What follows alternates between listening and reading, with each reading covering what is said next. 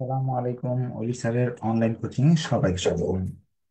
আজ আমরা ফিনান্সিয়াল ম্যানেজমেন্টের সবচেয়ে সহজ অধ্যায়, যেখান থেকে কনফার্ম 10 নাম্বার পাবেন যদি দুইটা ক্লাসও করেন, এই অধ্যায়ে এ টু জেড শেষ করে ফেলতে পারবেন।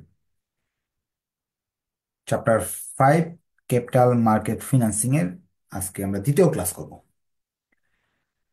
ক্লাস শুরু করার আগে সবাইকে বলবো একটু কষ্ট করবেন, যেহেতু ক্লাসটা অনেক ইম্পর্টেন্ট আর ফিনান্সিয়াল ম্যানেজমেন্ট সাবজেক্টটাও খুব কঠিন। এই সাবজেক্টে প্রতি বছর প্রচুর ফেল করার মূল কারণটা কি? থিওরিগুলো ইংরেজিতে লিখতে হয়, অঙ্কগুলা না হইলে, সম্পূর্ণ না হইলে নাম্বার পাওয়া যায় না। এসব কারণে প্রতি বছর এখানে এই সাবজেক্টে প্রচুর ফেল করে। এবং আজকে পাশ করার উপায়টাও বলে দিব। গতদিনও বলছি, কারণ অনেকেই তো নতুন ভর্তি হয়েছে, এই জন্য আজকে আবার রিপিট করব। তাহলে যারা লাইভে আছেন তারা শেয়ার করবেন, যারা জুমে আছেন তারাও কিন্তু আপনাদের যে প্রিয় বন্ধু বান্ধব যে আছে তাদেরকে ফ্রি লাইভ ক্লাসগুলো শেয়ার করবেন। কথা কি স্পষ্টভাবে শোনা যাচ্ছে কিনা একটু কমেন্টে জানিয়ে দিবেন। দেখতে বা শুনতে অসুবিধা হলে সেটাও একটু কমেন্টে জানিয়ে দিবেন। ক্লাস শুরু করে দিচ্ছি। ফিনান্সিয়াল ম্যানেজমেন্ট সাবজেক্টটাতে যদি পাশ করতে চান, তাহলে চ্যাপ্টার 2, চ্যাপ্টার 3, চ্যাপ্টার 4 এবং চ্যাপ্টার 5, এই চারটা চ্যাপ্টার খুব ভালো করে করেন। এটাতে 5 নাম্বার চলে আসবে। চ্যাপ্টার 6 এবং 7 করতে যতটুকু শ্রম দিতে হবে আপনাকে, এই দুই চ্যাপ্টারের জন্য যতটুকু শ্রম দিবেন, এই চারটা হয়ে যাবে এই সময়ের মাঝে। যারা A+-এর টার্গেট নিয়েছেন তারা সবই করবেন। আমি সবগুলাই করাই, কোনোটা বাদ দিই না। এখন আপাতত চ্যাপ্টার 5 করাচ্ছি। আপনি চাইলে বাসায় বসে বসে চ্যাপ্টার 4 বা চ্যাপ্টার 2, চ্যাপ্টার 3 এগুলো বাসায় বসে বসে দেখে ফেলতে পারেন। ক্লাস শুরু করে দিচ্ছি। চ্যাপ্টার 5টা এতটুকু সহজ একটা চ্যাপ্টার, যেখানে 9টা সূত্র শিখলে 10 নাম্বার কনফার্ম। 9টা সূত্র যদি আপনি শিখেন, যারা একেবারে উইক স্টুডেন্ট, এই যে 7টা সূত্র সূত্র যদি আপনার শেখা থাকে, আপনি যত উইকেই হন না কেন 10 নাম্বার কনফার্ম পাবেন ইনশাল্লাহ। গতদিন প্রমাণ করেছিলাম, আজকে আবার নতুন করে আবার দেখাবো, কোনো সমস্যা নেই। আজকে আমরা প্রবলেম 2 নিয়ে আলোচনা করব। সবাই ক্যালকুলেটর নিয়ে বসবেন। আজকে আপনাদের ক্যালকুলেশন করতে হবে, উত্তরগুলো আপনারা বলে দিবেন। আমি আপনাদের বেসিক দিয়ে বুঝাবো, এবং যারা উইক স্টুডেন্ট তাদেরকে সূত্র দিয়ে বুঝিয়ে দিব।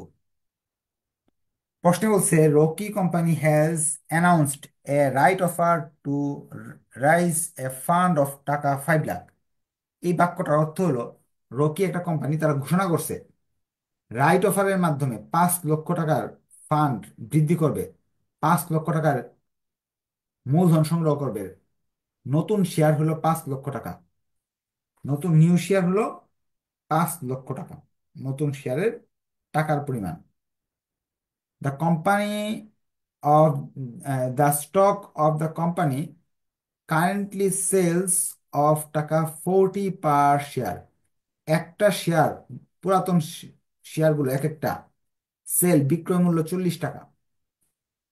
And there are 5,000 share outstanding. পুরাতন শেয়ারের সংখ্যা 50,000।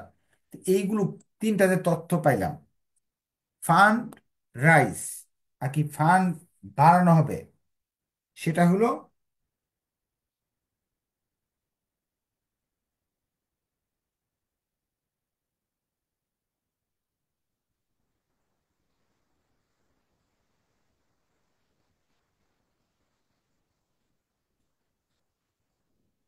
5 লাখ টাকা। এরপর শেয়ারের বর্তমান মূল্য দেখা যাচ্ছে ঠিকভাবে? একটু কাইন্ডলি লিখবেন, স্পষ্ট দেখা যাচ্ছে কিনা। শেয়ারের বর্তমান মূল্য 40 টাকা, শেয়ারের সংখ্যা হলো 5,000, বর্তমান মূল্য 40, ওল্ড শেয়ার 50,000। এই তিনটা তথ্য দেওয়া আছে। প্রশ্নটা যদি আপনি ধরতে পারেন এবং তথ্যগুলো যদি আপনি লিখতে পারেন, মনে করবেন 10 নাম্বার কনফার্ম হয়ে গেছে। আপনার কাজটা হলো শুধু তথ্যগুলো কি দেওয়া আছে সেগুলোকে আইডেন্টিফাই করা, আর কিছু না। এরপরের কাজটা আমি আপনাকে শিখিয়ে দিতেছি। 1 number requirement, what is maximum and minimum possible value of S. Subscription price, আপনারা যারা আগের ক্লাস করছেন এটা বাস্তবভাবে জানেন যে সাবস্ক্রিপশন প্রাইস কি, রাইট শেয়ার কি, আগের ক্লাসের ভিডিও আছে দেখে নেবেন। তারপর সংখ্যায় বলে দিব। এখন তো আমি, আমার শেয়ার আছে এখানে, মালিক সংখ্যা আছে, আমরা আছি 50,000 মালিক আছি, এক একজন 40 টাকা দিয়ে এই ব্যবসাটা শুরু করছি।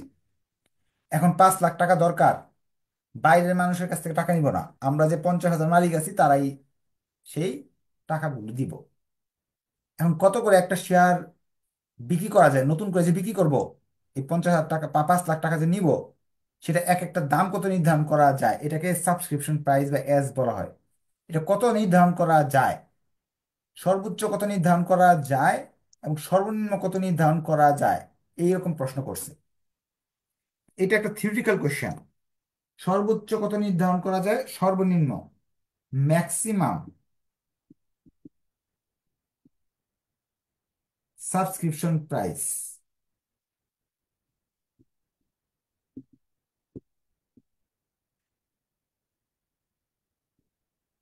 সমান সমান পিও, অর্থাৎ সর্বোচ্চ দাম এই যে 40 টাকা, এটার চেয়ে বেশি দামে বিক্রি করা সম্ভব না।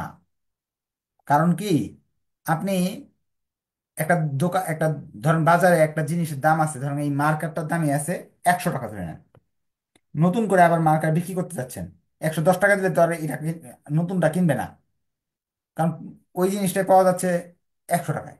তো এই জন্য যে দামটা বর্তমানে আছে শেয়ারের দাম, ওইটা সেম জিনিসটা আপনি বিক্রি করবেন, এটার বেশি বিক্রি করলে কেউ নিবে না। তাহলে সর্বোচ্চ হলো শেয়ারের মূল্যের সমান হতে পারে, আর সর্বনিম্ন, মিনিমাম,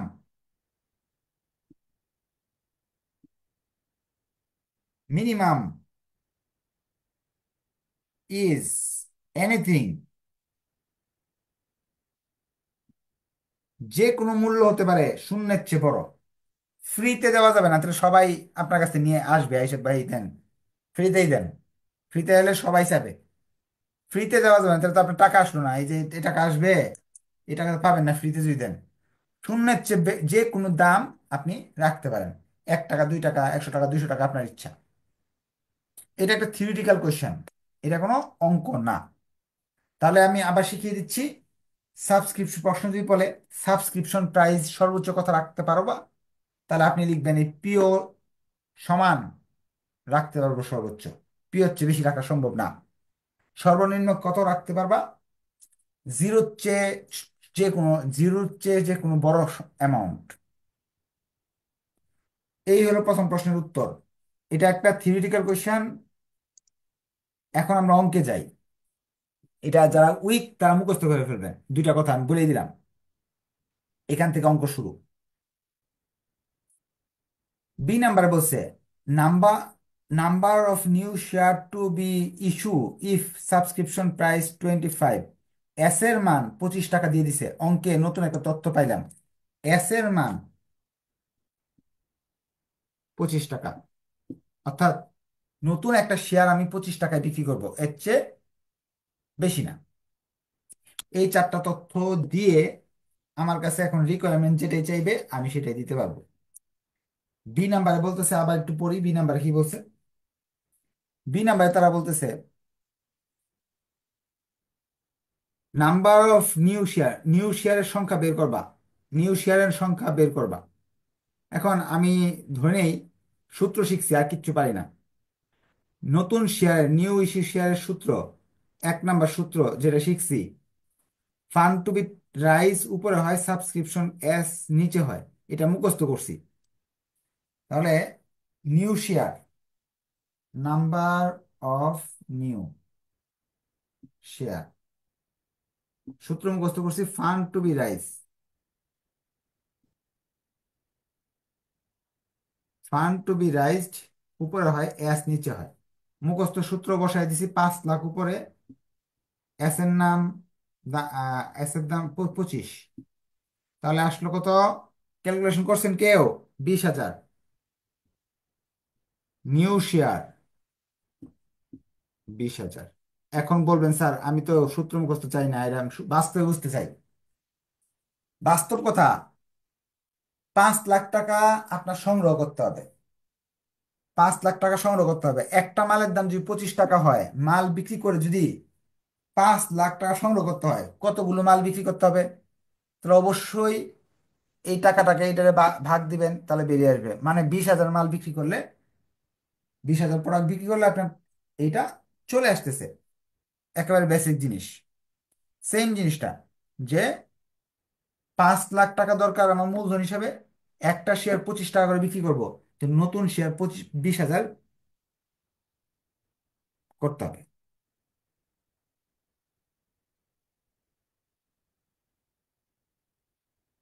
এখন আমরা নেক্সট অঙ্কে চলে যাই।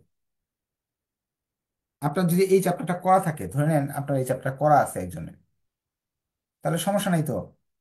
এখানে বাকি যে চ্যাপ্টারগুলো আছে, চ্যাপ্টার আপনার 3 আছে, 4 আছে, 2 আছে, এগুলোর ভিডিও আছে, 6 আছে, 7 আছে, সবগুলোর ভিডিও আছে। এইগুলো দেখে দেখে বাসায় বসে বসে পড়ে ফেলেন। তাহলে কি হবে? আপনার দ্রুত আমার ক্যাপিটাল মার্কেট ফিনান্স পড়াতে পড়াতে, আপনি যদি চান প্রতিদিন 2 ঘন্টা সময় দিবেন, তো বই শেষ হয়ে যাবে 15 দিনে। একজন লিখলো জানুয়ারিতে না কি কিতে কি লিখছে, জানুয়ারিতে করাইছি চ্যাপ্টার, আমার তো মনে পড়তেছে না। জানুয়ারিতে তো আমি চ্যাপ্টার 1 করাইছিলাম মনে হয়। আর ওয়ার্কিং ক্যাপিটাল করাইলাম, ওয়ার্কিং ক্যাপিটাল শুরু করছি।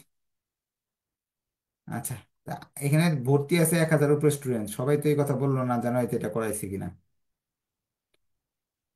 আচ্ছা ঠিক আছে, পরে আমরা যাই, এরপরে কি আছে।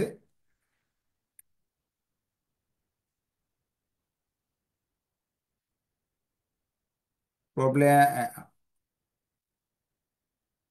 রিকোয়ারমেন্ট আমরা ইয়েতে যাই। সি নাম্বার এটা বুঝতে পারলে, বি নাম্বার বুঝতে পারলে ওকে লিখেন, না বুঝতে পারলে কোয়েশ্চেন করার সুযোগ আছে। সি নাম্বার বলছে number of right needed to buy a new share of stock. তারা বলতেছে number of right, number of right. এখন আপনাকে আমি মুখস্থ করাইছি যে নাম্বার অফ রাইট শব্দটা যদি দেওয়া থাকে, নাম্বার অফ রাইট শব্দ দেওয়া থাকলে 2 নাম্বার সূত্র ইউজ করতে হবে আপনাকে। নাম্বার অফ রাইট দেওয়া থাকলে 2 নাম্বার সূত্র ইউজ করতে হবে। সূত্র নাম্বার 2 লিখতেছি আমরা। নাম্বার অফ রাইটকে এন দ্বারা প্রকাশ করা হয়, ওল্ড শেয়ার আর নিউ শেয়ার। এটার ব্যাখ্যা গত ক্লাসে করছিলাম। কত আসে? 2.5 মনে হয়। আমার ভুল হলে বলবেন, ক্যালকুলেশনটা ভুল হলে বলবেন। এটা অর্থ হলো 2.5 জন মিলে নতুন একটা কিনবেন, যেহেতু পুরাতনের সংখ্যা বেশি, নতুনের সংখ্যা কম। নতুন একটা শেয়ার নিতে হলে পুরাতন 2.5টা শেয়ার থাকতে হবে। 2.5 জন মিলে একটা নিতে পারবেন। এটা আমি গত ক্লাসে আপনাদের শিখিয়ে দিয়েছিলাম। সূত্র শিখলে হবে, অথবা বেসিক দিয়ে করতে পারবেন। এরপর আমরা চলে যাচ্ছি এর পরের রিকোয়ারমেন্টে। D, value of right before X right. Value of right before X right. Value of right এই শব্দটা শেখানো হয়েছে। ভ্যালু অফ রাইট এই শব্দটা দেওয়া থাকলে, ভ্যালু অফ রাইট শব্দ দেওয়া থাকলে আপনাকে শেখানো হয়েছে যে ভ্যালু অফ রাইট দেওয়া থাকলে 3 নাম্বার সূত্র ইউজ করবেন। Value of right, value of right 3 number সূত্র।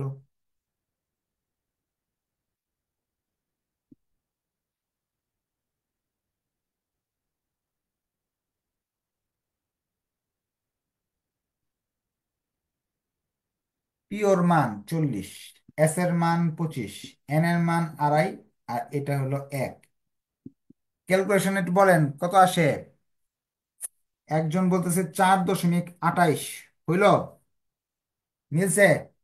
এটার আনসার লিখবেন শেয়ার, এগুলোর জন্য নাম্বার কাটে। এটার আনসার শেয়ার, এটা হলো টাকা।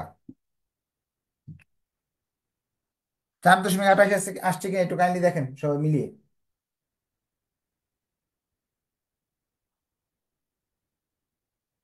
4.28 বা 29। তাহলে আমরা সিরিয়ালি 9টা সূত্রের মধ্যে 3টা পেয়ে গেলাম এখানে। না বুঝতে পারলে কোয়েশ্চেন করার সুযোগ আছে। আমরা পরে যাচ্ছি নাম্বারে।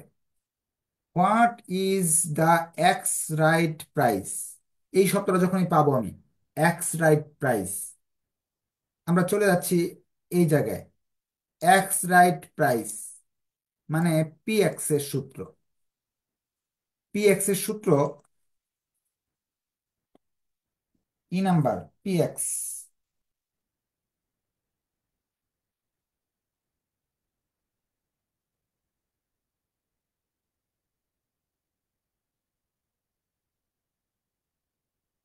যারা আগের ক্লাস করছেন তারা জানেন ভ্যালু অফ রাইট অর্থটা কি। ভ্যালু অফ রাইট অর্থটা হলো এই যে আপনি নতুন করে শেয়ার বিক্রি করতেছেন, ওই শেয়ারটা বিক্রি করার ফলে আপনার শেয়ারের বাজারে আপনার শেয়ারের ভ্যালুটা কত আর কি, রাইটের ভ্যালুটা কত, বা কত দাম কমছে, এই রাইট শেয়ারের ভ্যালুটা কত।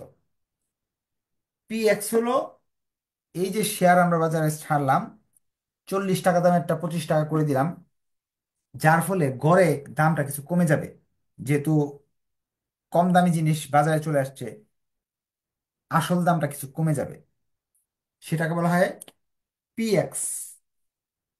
মান বসালাম আমরা, মান আসতেছে এখানে 40 × এন এর মান হলো 2.5, এস এর মান হলো সাবস্ক্রিপশন প্রাইস হলো 25, এন এর মান 2.5 +1,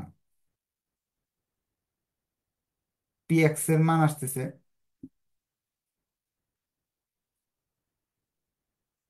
35.72 টাকা। ভিআর এর মান 4.28। এই যে আনসার, যে এই যে আমরা 5টা রিকোয়ারমেন্ট করলাম, প্রতিটা রিকোয়ারমেন্টের পরীক্ষায় 2 নাম্বার করে থাকে, তাহলে 10 নাম্বারে আমরা পাওয়ার একটা ব্যবস্থা হয়ে গেল। পরীক্ষা হলে আমি যে আজকে দুইটা দুইটা ক্লাস দিছি, আপনি এই দুইটা ক্লাসের আলোকে যে কোনো বইয়ের যে কোনো অঙ্ক করেন এই চ্যাপ্টারের, দেখবেন 10-এর মাঝে যদি এই টাইপের যে অঙ্কগুলো যেগুলো আসে গত 10 বছর, 10 বছর যাবত আসতেছে, 8-10 বছর যাবত, আপনি বিভিন্ন সালের কোয়েশ্চেন দেখবেন, 10টা 10 নাম্বার না যে 6 নাম্বারের ব্যবস্থা হয়ে যাবে। এ বি সি 3টা মিনিমাম পারবেন। এই পাঁচ, এই যে এই 4টা সূত্রের মাঝে 3টা পরীক্ষা দেখবেন আসবেই। বাকি একটা দুইটা কঠিন আসতে পারে, আসতে স্বাভাবিক আসবেই। আপনি A+ পেতে চান মানে 10-এ 6 হলো ফার্স্ট ক্লাস। এখন 10-এ যদি 8 পেতে চান, A+ পেতে হলে তো অবশ্যই আপনি জানতে হবে, এত ইজি ইজি আসবে না। তখন দুইটা রিকোয়ারমেন্ট বা একটা রিকোয়ারমেন্ট কঠিন দিতে পারে। কি দিতে পারে কঠিনটা একটু দেখে আসি চলেন।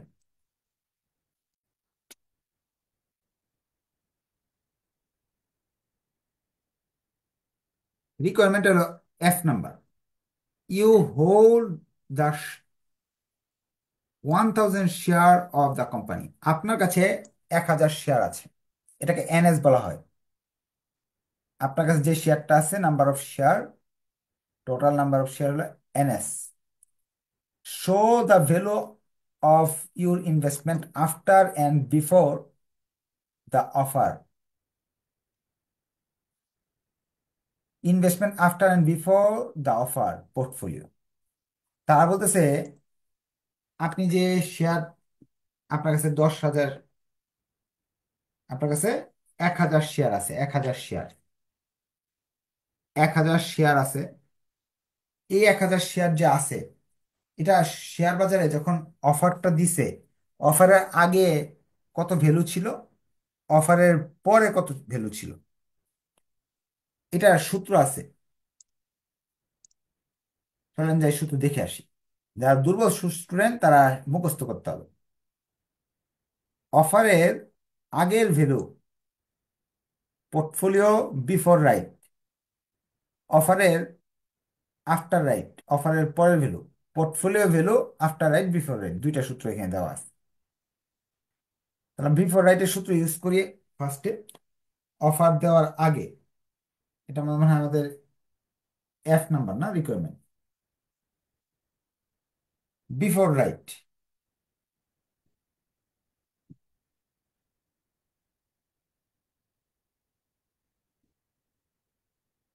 সূত্র বলে পিও গুণ নাম্বার অফ শেয়ার। যদি অঙ্কে ক্যাশ দেওয়া থাকে, নগদ টাকা দেওয়া থাকে, লিখতে হবে। ক্যাশ দেওয়া না থাকলে লিখতে হবে না। এখানে তো প্রশ্নে বলে নাই ক্যাশ আছে, নগদ টাকা আছে, নাই, এটা না লিখলেও চলবে। পিও হলো 40, 1000 শেয়ার, অর্থাৎ 40,000 টাকা। আচ্ছা নিচে লিখি, পিও হলো 40, 1000 শেয়ার, 40,000।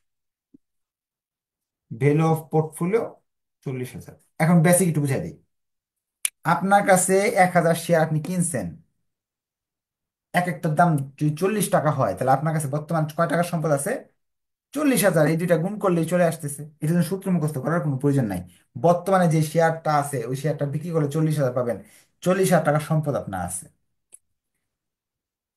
আফটার অফার, অফার দেওয়ার পরে কি হলো? অফার দেওয়ার পরে সূত্রটা হলো, আমরা শিখে নিছি, মুখস্থ করে নিলাম যে P x into NS plus VR into NS. যদি ক্যাশ থাকে ক্যাশ যোগ করতে হবে, ক্যাশ নাই অঙ্কে সো এটা না লিখলেও চলছে। প্রশ্নে অনেক সময় ক্যাশ বলে থাকে। পি এক্স এর মান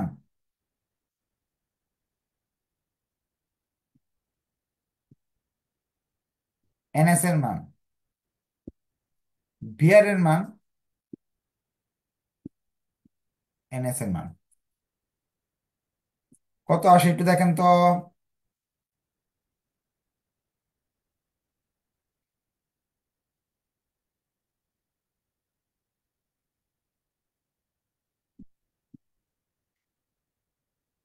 অর্থাৎ অফার দেওয়ার পরেও যে টাকা, অফারের আগে যত টাকা ছিল, অফার দেওয়ার পরেও একই টাকা।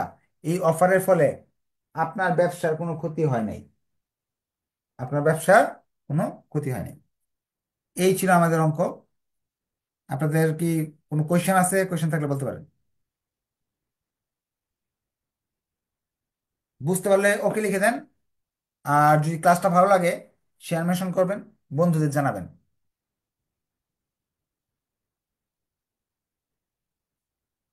তাহলে আজকে তাহলে এই পর্যন্ত থাকলো।